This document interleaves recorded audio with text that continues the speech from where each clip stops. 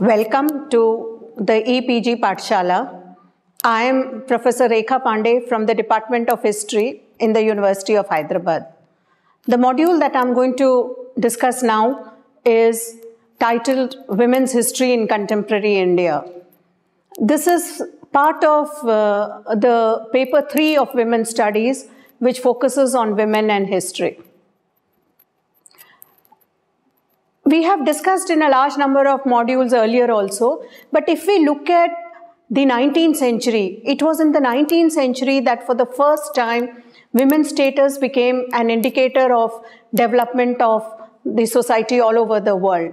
You know, Britishers were criticizing us that we are not fit to rule ourselves because we were not treating our women properly. There were so many issues in our society like child marriage, illiteracy, sati, the way widows were treated. And these were cited as reasons why, the Britishers were not giving us self-government. Then, as a result of this, we had a massive social reform movement which occurred.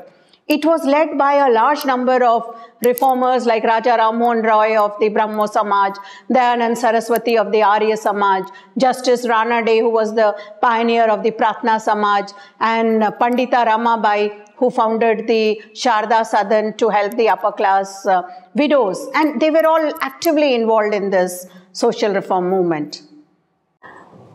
The colonial state also played a massive role in this reform movement. It passed various laws, and sati was outlawed in 1829. Widow remarriage was made legal in 1856. It banned female infanticide in 1875. The Special Marriage Act to allow inter-community marriages was passed in 1872. In 1891, the age of consent was raised to 12 years. Again, in 1929, you had the Child Marriage Restraint Act, which was passed. And again, in 1937, women got a limited right to property. So, there were so many reforms which were taken up by the Indian social reformers and the colonial state for the upliftment of women. Now, there were various Western women also who contributed to this process. They shouldered the burden of bringing in the benefit of education, social reform in terms of health, hygiene. They also spoke of ideas of political and personal liberation. Now, you had a large number of these missionary women who, you also had a number of theosophists, Indologists, Orientalists. They were all involved in some kind of a reform or the other. Now, when Gandhi came into the scene, Gandhi encouraged women to come out and fight against the British government, and women participated in large numbers in the freedom struggle. One saw the rise of leaders like Sarojini Naidu, Sucheta Kriplani, Ba as very important leaders who led this movement. Now, slowly we find that a kind of gender discourse becomes very important, and it is seen. Anandibai Joshi had graduated from the Women's Medical College in Pennsylvania in 1886. She had joined as a physician in charge of Kolhapur Hospital, and she was very actively involved in women's issue. Cornelia Sorabji had passed the law in England and India. But she was not allowed to practice because there was so much of sexual discrimination against a woman practicing. And it was only in 1904 that she could become a legal advisor. Then you had women like Ramabai Ranade, who initiated a movement for compulsory education of girls. And Kumudni Ganguly became the first practicing lady doctor in India. And then you had Krupabai Santinandan, who was a prolific writer. She wrote on many aspects related to women's life. And then, you had so many other women who joined in. Sarla Devi Chaudhrani, Rukaiya Sukhawat Hussain, Swarna Kumari Devi, Rasundara Devi, Binodini Dasi. They were all using literature. They were writing. There was prolific writing. So, you had a large number of all these people, right from Indian social reformers, the British colonial state, and a large number of these Indian women who joined the movement for women's emancipation. Now, when India became independent on 15th August and the Republic of India on 26 January 1950, the Constitution gave equality to women. It is there in principle. And unlike the West, though there was some kind of a struggle, women really did not have to struggle for the vote, and women were seen as equal partners with men in development. So independent India had a very clear plan of development that women are also equal partners with men in development. It was believed that, in the period prior to India became free, that, the moment we become masters of our destiny, automatically the whole situation would change. And this was something, where all these rights, the Constitution clearly in Article 14 tells us that there is equality before law. There is prohibition of discrimination on the grounds of religion, race, caste or sex or birthplace, Article 15. Article 16 talks of equal opportunities in matters of public employment. So, you have all these rights which are given to the women under the Indian Constitution. However, the post-independent period in the 1960s and 70s saw a large spate of movements. And in many of these movements, women also took part. There were campaigns against rising prices. There were movements for land rights. There were a large number of peasant movements.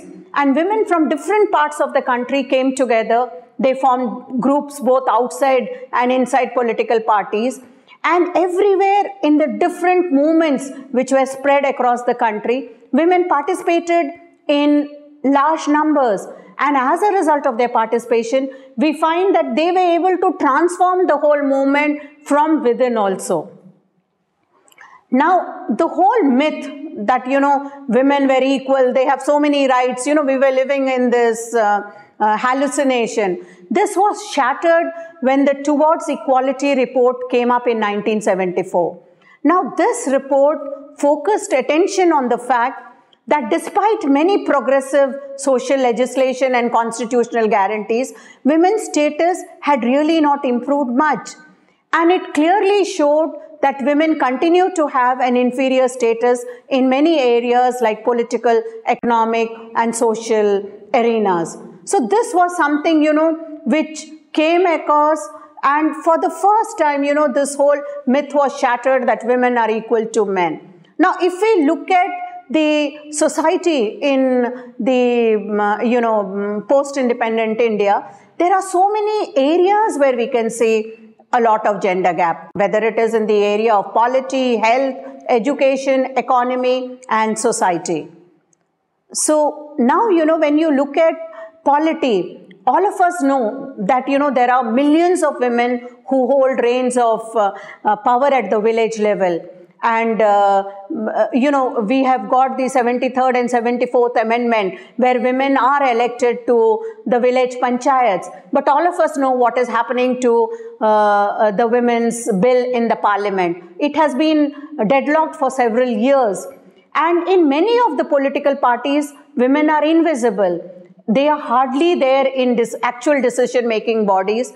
They are, hardly visible in many important, significant policies. In fact, most of the women are always relegated to the women's wing, of the party, and they are made to concentrate on issues which we see as specifically women's issues, such as dowry, rape, violence, and sometimes, there is a general concern with issues like price rise, which is seen to affect more housewives.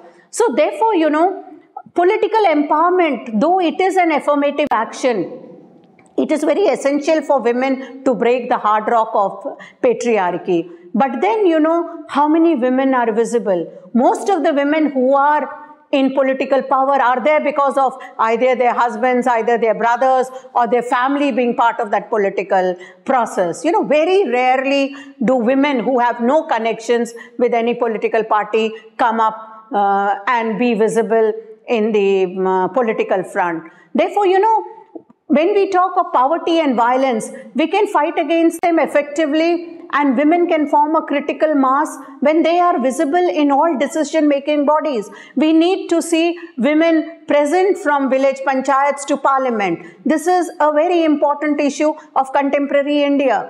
Now again, when you look at the census, you know, the literacy rate for women is 18.67 in 1971 census. It has risen to 54.28% in 2001 census, whereas men's literacy rate is 76%.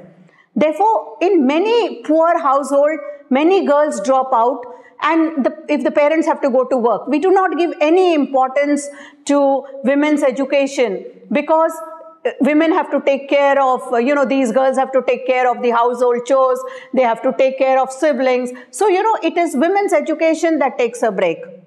Again, if we look at the issue of women and work, women do 2/3 of the world's work, and in exchange they receive 10% of the income. And according to statistics, they own only 1% of the world's means of production. By and large, women are considered as only secondary workers. If you look at it, there are more women in the unorganized sector than the organized sector. And the unorganized sector is a very unmonetized sector. The whole understanding of work, the value which you give to housework is something which is not there. And a large number of women, because they are not in positions of power, they are below poverty line, and many of the households are headed by women in these poor households. By and large, you know, if you look at women, they are found mostly in professions like teaching. And when I talk of teaching, I don't mean university teaching, but primary school teaching. They are in nursing, they are in clerical jobs. You know, a doctor will always be a male, a nurse would be a woman, a university professor by and large would be a male, and the primary school teacher would be a woman. A CEO would be a male, and the secretary would be a woman. So, you know, even in many universities, you find girls topping, but by and large, there are very few women professors in the university system. How many vice chancellors do we have who are women? So, you know, there is such an unequal male-female ratio in contemporary India. If you look at it into surgeons and doctors, it is 7:10. Lawyers, the ratio is 1:20. And teachers, it is 30:0. Nurses, 72:10. Scientists, 10:90. Since most of the women are at the lower level, they get very low salaries. And by and large, you know, India has a labor force of nearly 400 million, and majority of these are women. In fact, 90% of the labor force belongs to unorganized sector.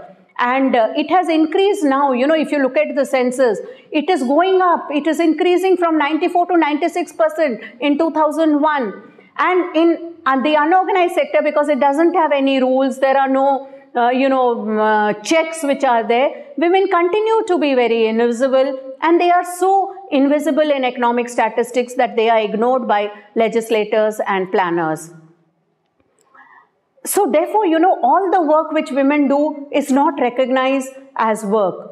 If a woman is a homemaker, she cooks and cleans and teaches her children. This is not recognized as work. You know, if a woman is cooking in her own family, we don't call it work.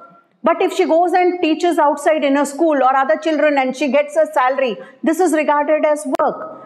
If you are cooking in your own house, this is regarded as, you know, not work. It is your duty. But if you are cooking outside and you get a salary, this becomes work. Why? Because economists have told us that work is something for which you get paid. And since most of the women are in these kinds of jobs, they are not getting paid. So this is not regarded as work. Another major issue besides work is, if you look at the census data, one of the major issues in contemporary India is the adverse sex ratio. And the national trend shows us a sharp decline from the beginning of this century. You know, for every 1,000 boys, in 1901, we had 972 girls. And by the time you come to 1991, the ratio dropped to 921 for 1,000. And by the time you come to 2010, you know, it is for every 1,000 boys, you have about 914 girls. Now, you know, because of the continued socio-cultural environment, which is very biased against women, We use the new sophisticated medical technologies have also played a major role in strengthening these bias and creating this adverse female ratio.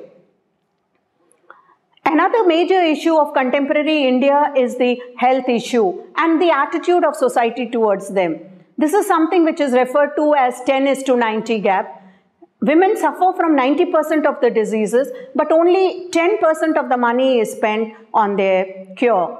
In fact, in 1998, the Nobel laureate in economics, Amartya Sen, stated that economics is not solely concerned with income and wealth, but it has to see how these resources are being used and to what means to significant end, including the promotion or enjoyment of long and worthwhile lives.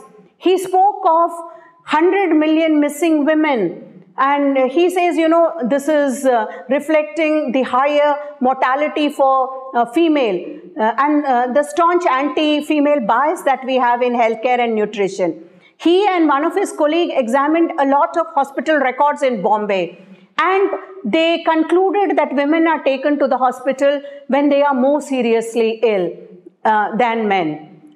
In fact, if you look at the girl child today, this is one of the major issue that the girl child suffers from a cycle of deprivation and disadvantage. This is further compounded by early marriage, premature pregnancies, and its attendant risk.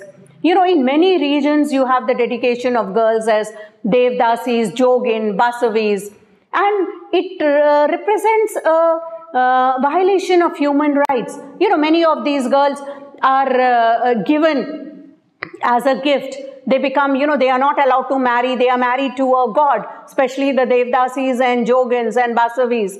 But they become the common property of village. See, in a village family, if they do not get a son, they pledge that they would, if they have a son, they will give up their first daughter as a Jogin. And many of these girls are exploited in the name of religion. In fact, in one of the surveys, it was shown that many of these Jogin and Basavis and Devdasis, they belong to the scheduled caste. So there is also a caste angle which is there.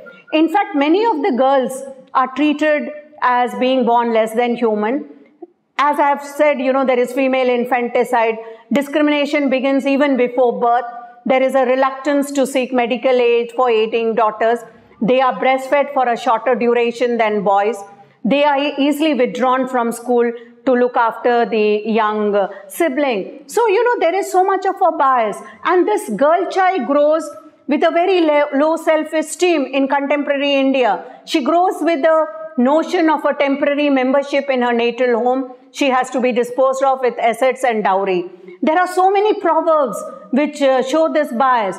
A daughter is like a ghee. Both are good to a certain point. If you don't dispose of them early, they start singing. There is another Telugu proverb which says, bringing up a daughter is like watering a plant in another's garden. So, you can see a lot of bias in many of these proverbs. So today, one of the major challenges which women have to face in recent years is the growing influence of religious rights and fundamentalism in India. And then, there is also a major challenge of dealing with gender violence. Today you look at it, violence against women is there in family, in society at large. It is all pervasive. It cuts across lines of income, class, religion, and culture. The reason why there is so much violence against women is because women are in unequal power relationship. The whole ideology, the cultural ideology, the doctrine of privacy, sexuality, all this leads to an increased violence against women. So if you look at the life cycle of a girl, there is so much of violence. At the prenatal stage, you have sex-selective abortion. They are battered during pregnancy. There is coerced pregnancy. At infancy, there is female infanticides. Girls have different access to food and medical care.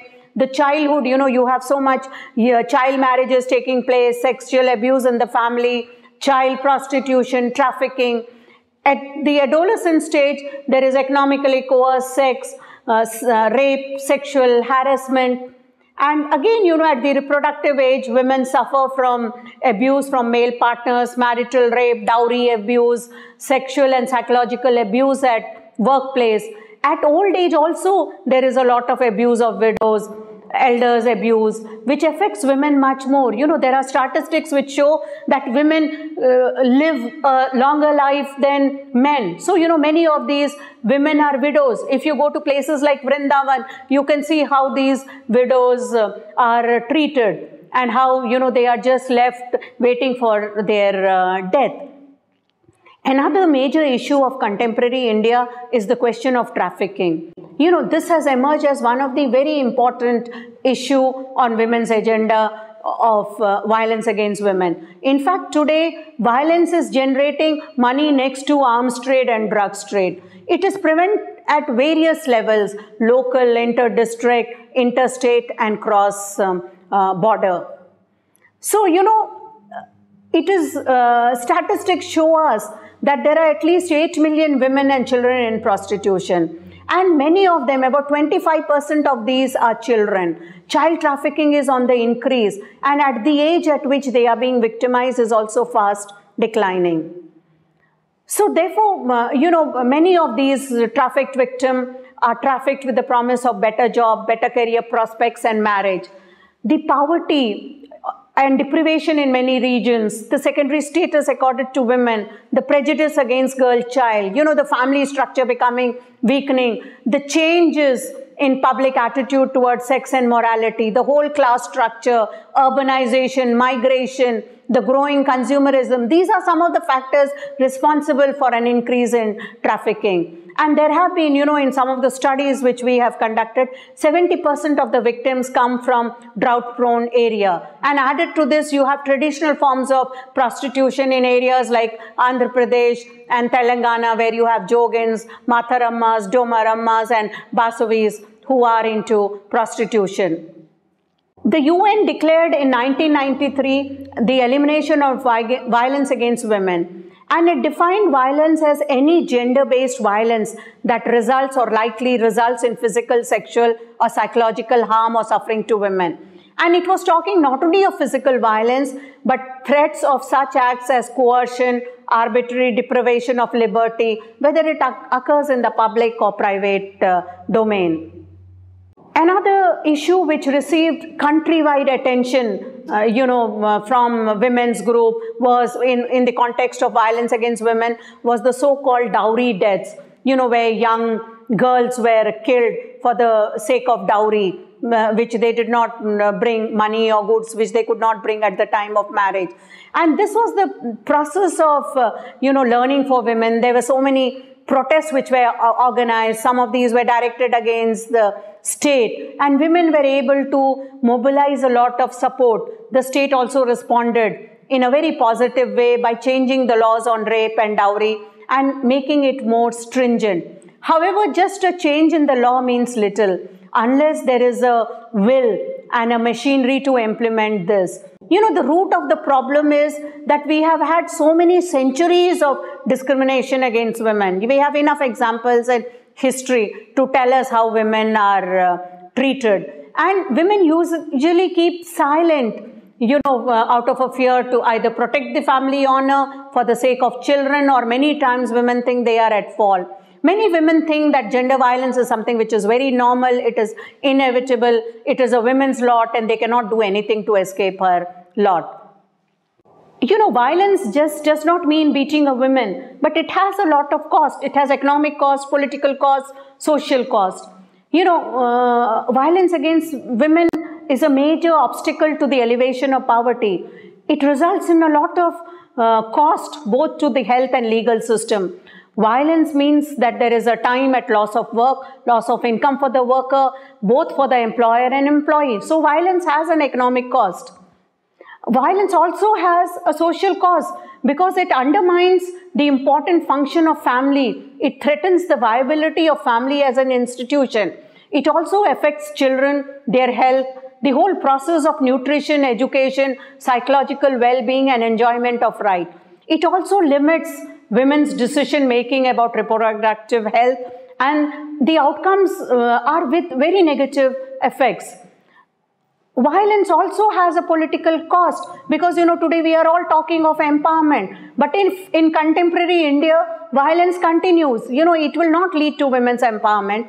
When women are still being beaten, they lack control over resources, over their body, there is really no empowerment. And violence models a way to solve problem. It teaches inequality between men and women and perpetuates gender discrimination. It prevents human security. UNDP for the first time in 1994 presents human security as fundamental goal for development. It said we have to talk about security first within the homes, then we can talk across, national security, terrorism and others, though these are also important. But first we have to start with security from home. The democratic process can only be strengthened when violence is eliminated. Something very interesting about Asian culture is that here, we define masculinity at the expense of women. A woman's honor rests, a man's honor rests in a woman. So, whenever there is a caste war or communal clashes, the worst hit are women. Sometimes due to sexual violence, due to inebriation, there is a lot of violence, and women have no property rights. The way we socialize our girl children, it teaches us inequality. So, both upper caste domination and capitalism has led to more violence against women. Now, nothing sums up this bias more than the, life expectancy of men when compared to women, which is, the world is the longest in other places. Women have a genetical, biological advantage, which makes them more resistant to infection and malnutrition. While in developed countries, women have an average of 7 more years of life expectancy. In South Asia, it is only 1 year more than men. And this is the lowest in any region of the world. And it really shows us a lot of bias. There is a lot of commodification of women in contemporary India. The advent of globalization has brought in commodification of women. The whole beauty industry that churns out fashion products on a mass scale, it is and deliberates the conversion of beauty into a cult. Women are presented as sex objects. You never turn any television, look at cinema. Women are only seen as sex objects, not as builders, achievers, leaders. Women becomes redundant beyond looking good. So, we've had a lot of approaches when we look at policy. In the first few 5-year plans, the first, second, the third and the fourth plan, there was a very developmental approach towards women. They gave priority to women's education. Many Mahila Mandals were organized. There was, the Central Social Welfare Board adopted a large number of measures. And slowly from the 5th plan onwards, we shifted, in the 5th, 6th, and 7th plan, we shifted from the welfare approach to a developmental approach. In the 5th plan, there was an integration of welfare with development. The 6th plan spoke of women's development, and this received recognition as a separate chapter. And this was included for the first time in the plan document. There was a thrust on education, health, and employment. In the 7th plan, you had the establishment of the Department of Women and Child Development, and this was set up. The 8th plan spoke of, the various, saw to it that the benefits of development do not bypass women. The National Commission of Women was set up. You had the Women's Development Corporation, which was set up, and India ratified the Beijing Declaration. But, there was again a change in policy from the 9th 5-year plan, where we moved from development to empowerment. The Women's Component Plan adapted to ensure that not less than 30% of the funds were earmarked for women-related activities in all ministries. There were schemes on biotechnology where, if women were given, there were separate setups for women under the DPT. And Women's Empowerment Year was celebrated in 2001. The 10th year plan is focusing on affirmative action. There were science and technology policy, which was released in 2003. There were so many scholarship schemes for women scientists. There was a women scientist cell set up in DST. And so, you know, when we are talking of Millennium Development Goal, we are talking of eradication of extreme poverty and hunger, achieve universal primary education. We are also talking in terms of promoting gender equality to empower women and to reduce mortality. It also talks about improving maternal health, combating HIV and AIDS, malaria, other diseases. There is a discussion on ensuring environmental sustainability and developing global partnership for development. So therefore, you know, when we look at the whole history of women's history in contemporary India, you know, starting from the pre-colonial period, where we already had a tradition of social reform in India, you know, spearheaded by a large number of reformers, by women, by Britishers, and then, you know, Gandhi and Nehru, who were making it a mass movement. In independent India, women come forward. And, you know, there were a lot of legislations which are passed. And we find that some of the issues which really bothered women were issues like, you know, the girl child, socialization, gender violence, looking at trafficking of women, commodification of women. But the government also took a very important, step in this direction. And you had the various 5-year plans. We started with a welfare approach, we moved into development, and then we were talking of empowerment. There is a lot of affirmative action. So, you know, the whole history of women, history in contemporary India is moving towards more and more empowerment. And yet, at the same time, we also have certain issues which have to be dealt with, which are part of a long history of women in India. Thank you.